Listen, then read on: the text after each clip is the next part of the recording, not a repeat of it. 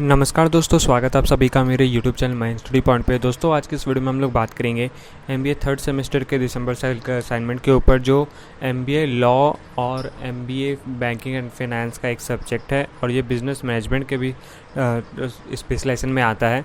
जो सब्जेक्ट का नाम है commercial banking system and role of RBI assignment. दोस्तों इस असाइनमेंट को शुरू करने से पहले मैं आपको पहले बता दूं कि ये सब्जेक्ट पे वीडियो मैं पहली बार बना रहा हूँ और इस वीडियो को बनाते वक्त मैंने इसके ऊपर काफ़ी रिसर्च किया, इसके सारे क्वेश्चंस पे रिसर्च किया, तो ये फील किया कि इसके भी जो क्वेश्चंस है वो काफ़ी टाइम पे केस स्टडी बेस्ड होते हैं। तो आपको बुक से रेफरेंस बहुत कम ही मिलेगा और जो डेटा बुक में आपको मिलेगा वो भी बहुत छोटा मोटा होगा। तो आप अगर एक्सटर्नल सोर्सेज का यूज़ करते हो तो आप उसके लिए जाइएगा, बुक को ज़्यादा फॉलो मत करने जाइए, वरना आपको आंसर्स प्रॉपर्ली नहीं मिलेंगे। और एक्सटर्नल सोर्सेज में आपको एग्जांपल्स काफ़ी सारे देखने को मिलेंगे और आप अपने आंसर्स को लिख सकते हो। तो अब हम लोग आंसर पे जब आ ही गए हैं, तो अब आंसर पे आने से पहले हम लोग कुछ गाइडलाइन की बात कर लेते हैं जो आपके NMIMS ने असाइनमेंट के ऊपर दे रखी है। पहला तो ये कि आप अपना असाइनमेंट 0% कॉपी फ्री बनाइए। आपको अपना असाइनमेंट में कोई भी डेटा कहीं से कॉपी करके नहीं लिखना है। आपको वो डेटा को देखकर, पढ़कर, समझकर अपने हिसाब से लिखना है, अपने वर्ड में लिखना है। आप डेफिनेशन को कॉपी कर सकते हो लेकिन उसके एक्सप्लेनेशन को कॉपी नहीं करना है। आपको हर चीज़ अपने वर्ड में लिखना है।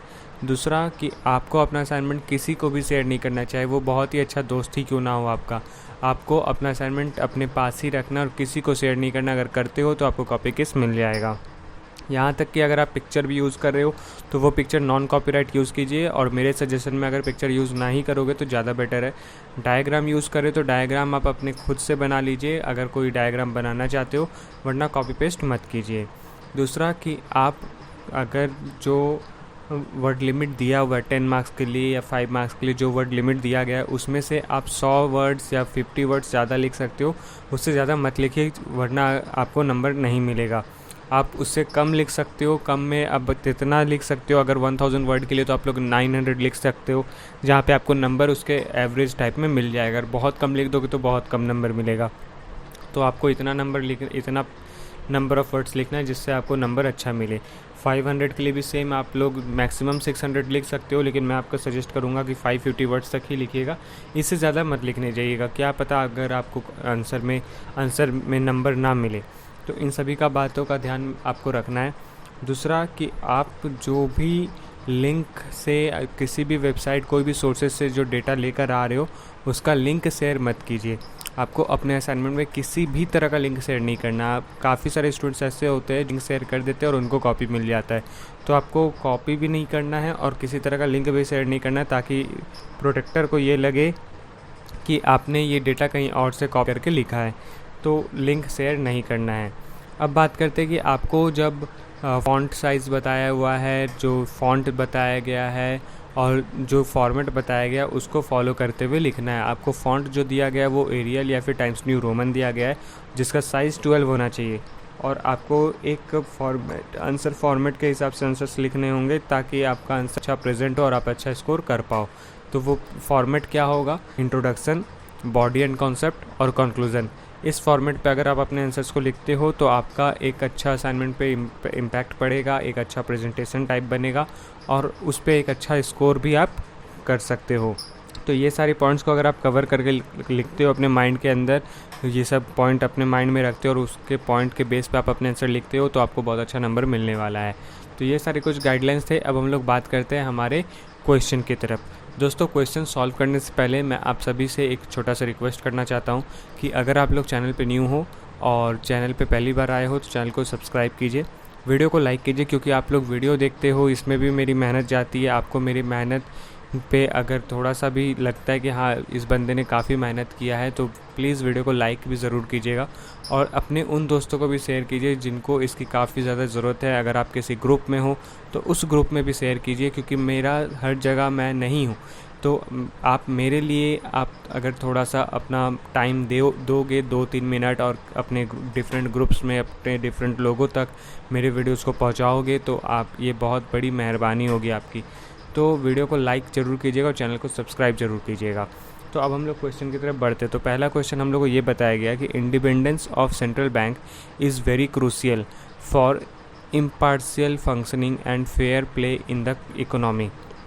एक इंडिपेंडेंट सेंट्रल बैंक बहुत ही क्रूशियल इम्पार्शियल फंक्शन प्ले करता है एक इकोनॉमी के लिए। Any closeness of central bank to ministry of finance, कोई भी जो सेंट्रल बैंक है जो मिनिस्ट्री ऑफ फाइनेंस का बहुत क्लोज है, विल नॉट बी फेयर, वो एक सही तरीका नहीं होता। It will be viewed as baby of the government, जो एक बेबी के रूप में गवर्नमेंट का दिखता है कि गवर्नमेंट एक बच्चे को पाल रही है। And will be looked with suspicion, और जो हम लोग एक सस्पिशियन तरीके से उसे देखते हैं। डू यू एग्री और disagree with the above statement and what is your stand, आप इस बात से खुश एग्री करते हो या एग्री नहीं करते हो, ये आपको यहाँ पे एक्सप्लेन करके बताना है, और आपका क्या स्टेट ऑफ माइंड है और आप क्या समझते हो इससे, ये चीज़ आपको एक्सप्लेन करके बताना है यहाँ पे। तो दोस्तों यहाँ पे क्वेश्चन से समझ में आ रहा है कि ये सारी चीज़ें हैं। तो हम लोग फिर भी एक सेंट्रल बैंक, जो इंडिपेंडेंस ऑफ सेंट्रल बैंक है, उसके बारे में थोड़ा बहुत बुक में पढ़ेंगे। तो अपने ई बुक में जाने के लिए हम लोग 29 पेज नंबर पे जाएंगे 2.3 में, और हार्ड बुक अगर फॉलो कर रहे हो तो 23 पेज में। तो इंडिपेंडेंस ऑफ सेंट्रल बैंक के अंदर हम लोग चलते हैं पेज नंबर 29 में। तो 29 में आने के बाद हमको यहाँ पे 2.3 में इंडिपेंडेंस ऑफ सेंट्रल बैंक दिख रहा है, जहाँ पे आपको एक छोटा सा पैराग्राफ डिटेल दिया गया है जो आपके आंसर्स के लिए काफ़ी नहीं है। तो आप इसे पहले पढ़िए, इसे पढ़ने के बाद आप समझिए कि ये क्या कहना चाह रहे हैं, इसके अंदर क्या हो रहा है, और इसके ऊपर आपको एक डेप्थ रिसर्च करना है गूगल के अंदर, जहाँ पे आपको इसके बाकी डिटेल्स भी मिलेंगे, और उन डिटेल के आधार पर आपको अपने आंसर्स को लिखने होंगे। तो ये बहुत ही इजी सा आंसर है, आप लोग बस इसे पढ़ना है आपको, और पढ़ने के बाद आपको सॉल्यूशन दे देना है। क्वेश्चन नंबर 2 में हम लोग देखते हैं क्या है। तो क्वेश्चन नंबर 2 यहाँ पे ये है कि RBI has different parameters for evaluating the performance of bank. These criteria emanates from different roles played by commercial banks। RBI एक डिफरेंट पैरामीटर पे काम करता है, एक डिफरेंट परफॉर्मेंस इवेल्यूएट करता है बैंक के अंदर। These criteria emanates, जो क्राइटेरिया है वो एक इमिनेट करता है, जो डिफरेंट रूल्स चल रहे होते हैं कॉमर्शियल बैंक के अंदर, उसको समझने में, समझाने में, उसमें उसके बारे में बताने में। Explain the different parameters on which bank are rated on scale of 1 to 5।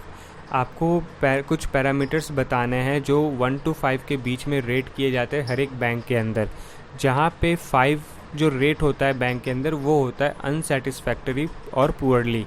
वहीं नंबर 1 रेटिंग जो होता है वो ये बताता है कि वो बैंक सबसे अच्छा रन कर रही है। तो आपको ये सारी चीज़ें आपको बतानी है, जो भी यहाँ पे रेटिंग हो रहा है, जो भी पैरामीटर्स है, डिफरेंट पैरामीटर्स है, इनके बारे में बताना है, और उनको किस तरीके से स्केल कर रहे इसके बारे में आपको बताना है। तो इसके लिए आपका कोई पेज रेफरेंस है नहीं, तो आपको एक्सटर्नल सोर्सेज का यूज़ करते हुए इसके आंसर्स को लिखना है। आप डिफरेंट बैंक्स के वेबसाइट पे जाओगे तो आपको वहाँ पे उनका फीडबैक देखने को मिलेगा, उनके बारे में पता चलेगा जो RBI ने दिए रखे हैं। तो उसके ऊपर से आप एक रिसर्च करके आप अपने आंसर्स को यहाँ पे बता सकते हो। तो ये क्वेश्चन नंबर 2 हो गया। अब हम लोग क्वेश्चन नंबर 3 की तरफ बढ़ते हैं, जहाँ पे आपको क्वेश्चन नंबर 3 में एक पैसेज और उसके अंदर 2 क्वेश्चंस दिए रहते हैं A एंड B, जहाँ पे आपको मिनिमम 500 वर्ड्स के आंसर्स लिखने होते हैं ईच क्वेश्चन के अंदर।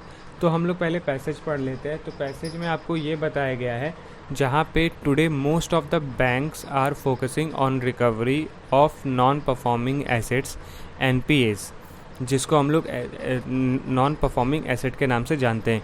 A large chunk of banks company is locked in these assets. यहाँ पे हम लोग देख सकते हैं कि आज के डेट पे काफ़ी सारे ऐसे बैंक्स हैं जो फोकस करते हैं नॉन परफॉर्मिंग एसेट्स के ऊपर, और यहाँ पे large chunks of bank money है जो एक एसेट के रूप में लॉक कर दिए गए हैं।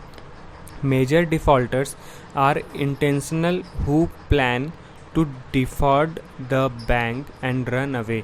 काफ़ी सारे ऐसे डिफ़ॉल्टर्स होते हैं जो चाहते हैं कि मैं बैंक एक बनाऊं और बैंक में सारे पैसे इकट्ठे करूं, या फिर बैंक से सारे पैसे ऐसे लोन ले लूं, और फिर वो लोग भाग जाते हैं, जो इंटेंशनल डिफ़ॉल्टर्स होते हैं। The other type of defaulters are those who because of circumstances और due to some inability are unable to repay the bank loans. और कुछ डिफ़ॉल्टर्स ऐसे भी होते हैं जो लोन ले लेते हैं, लेकिन उनका कुछ सुविधा के कारण या फिर कोई समस्या के कारण वो बैंक में अपना पैसा वापस नहीं कर पाते, जो उन्होंने लोन लिया वो पैसे वापस नहीं कर पाते हैं। banks have to make huge provision for NPAs, which reduce the profitability of the banks. However, new legislation have been passed expediting recovery process, but more needs to be done. जहाँ पे काफ़ी सारे नए लेगिस्लेशंस भी आते हैं, पास होते हैं, और काफ़ी सारे लॉज पास होते हैं। रिकवरी प्रोसेस के बारे में बताया जाता है, किस तरीके से हम लोग वो प्रोसेस को कंप्लीट करेंगे, फुलफ़िल करेंगे। In light of above statement, तो इन सभी स्टेटमेंट के ऊपर आपको कुछ सवाल के जवाब देने हैं। पहला सवाल आपका ये आता है कि right the major steps taken for recovery since last 10 years. आपको एक मेजर स्टेप्स के बारे में बताना है जिसका यूज़ करके लास्ट 10 साल के अंदर बैंक ने काफ़ी सारे पैसे रिकवर किए हैं लोगों से। पहला तो ये। दूसरा, how do you differentiate between intentional defaulters and ability defaulters, and the view of RBI on these two category are of defaulters. दूसरे क्वेश्चन में आपसे ये बताया गया है कि पूछा ये गया है कि आपको डिफ्रेंशिएट करना है जो इंटेंशनल डिफ़ॉल्टर्स होते हैं और जो एबिलिटी डिफ़ॉल्टर्स होते हैं, इनके बीच में असमानता क्या है। दूसरा कि RBI के बताए गए 2 कैटेगरी के बारे में बताइए जहाँ पे डिफ़ॉल्टर्स के बारे में बताया गया कि डिफ़ॉल्टर्स ऐसे हरकतें करती हैं जिससे हम लोग आइडेंटिफाई कर सकें ये डिफ़ॉल्टर के कैटेगरी में आता है। तो इन सभी पॉइंट्स को आपको लिखना है। तो इसका भी कोई आपके पास पेज रेफरेंस है नहीं हमारे पास, आपको एक्सटर्नल सोर्स पे जाना है, वहाँ पे आपको RBI के गाइडलाइंस को समझना है, पढ़ना है, और डिफ़ॉल्टर्स और एबिलिटी डिफ़ॉल्टर्स के बारे में डिफ्रेंशिएशन निकालना है। साथ में आपको ये रिसर्च भी करना है कि लास्ट 10 साल में किस तरीके से पैसे बैंक ने रिकवर किए हैं लोन के थ्रू, और डिफ़ॉल्टर्स के साथ किस तरीके से उन्होंने पैसे वापस लिए हैं। तो ये सारी पॉइंट्स आपको गूगल के अंदर एक्सटर्नल सोर्सेज के अंदर मिल जाएंगे। आप लोगों ने अगर अपना लेक्चर्स अटेंड नहीं किया है इस सब्जेक्ट का, तो ये सब्जेक्ट का लेक्चर अटेंड करना काफ़ी ज़्यादा इंपॉर्टेंट है। तो अगर आप लोगों ने अभी तक भी नहीं किया तो आप इसे अटेंड करना स्टार्ट कर दीजिए। तो ये थे 3A 3B के क्वेश्चन के जवाब। तो दोस्तों, उम्मीद करता हूँ कि आप सभी को मेरा वीडियो पसंद आया होगा। तो जाते थे वीडियो को लाइक कीजिए, और अगर चैनल पे न्यू हो तो चैनल को प्लीज़ सब्सक्राइब कीजिए, प्रेस करिए बेल आइकन को भी, ताकि आपको हमारे आने वाली वीडियो का नोटिफिकेशन तुरंत मिले और आप उसे मिस ना कर सको। तो मिलते हैं हमारे अगले वीडियो पे, तब तक के लिए जुड़े रहें मयंक स्टडी पॉइंट के साथ। वीडियो को पूरा देख लेकर आपका बहुत बहुत धन्यवाद।